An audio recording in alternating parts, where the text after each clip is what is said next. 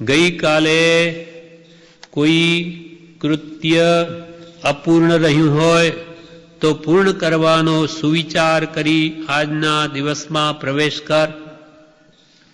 ગઈકાલે કોઈ કૃત્ય કોઈ કાર્ય અપૂર્ણ રહ્યું હોય તો પૂર્ણ કરવાનો સુવિચાર કરી આજના દિવસમાં પ્રવેશ કર.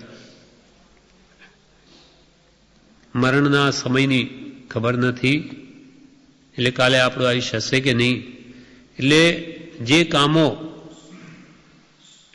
એટલે ઘણા કામો બીજા શરૂ કરવા કરતાં, એટલે કે નવા કામો હાથમાં લેવા કરતાં આરંભેલું જે પહેલાંનું કામ તે પૂરું કરવું, અધૂરું કામ પહેલાં પૂરું કરવું.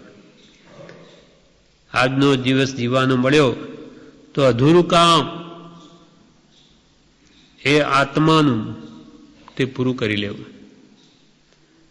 એના એવા સુવિચાર કરવા કહ્યું, જેમ ક્રોધ, માન, માયા, લોભ આદિ આ જે શત્રુઓ છે એને હણીને પછી નિશ્ચિત થઈને પછી બીજું કામ કરજે.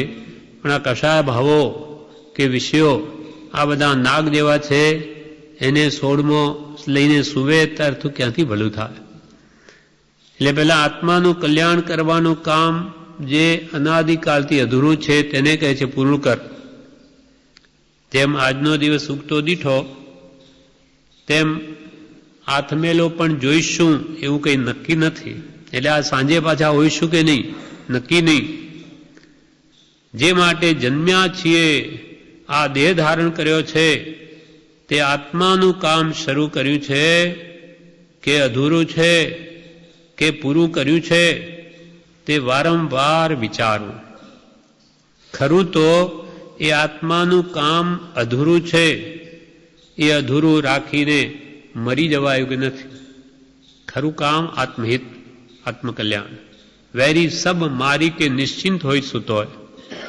મારે કામ ક્રોધ લોભ મોહ ઇન્દ્રિયું કતલ કરી કિયો રજ પૂતો હૈ. મારી આશા તૃષ્ણા પુની પાપીની સાપીની દઉ. વેરી સબ મારી કે નિશ્ચિંત હોય સુતો હૈ. આ બધા ક્રોધ, માયા, લોભાદી ષડ રીપુ એ શત્રુઓને હણીને નિશ્ચિંત થઈને શું પછી કોઈ ફિકર નહીં. પણ આ શત્રુઓને તો ઊભા રાખીને તું આ જીવન ગાળે એ મહાભયંકર છે. અર્થાત તને દુર્ગતિ મળી જશે આ કશાય ભાવો.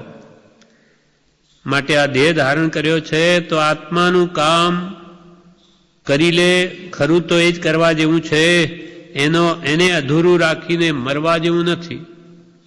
આત્મજ્ઞાન સમકી થયા વિના આ મનુષ્ય દેહ ગુમાવવો યોગ્ય નથી.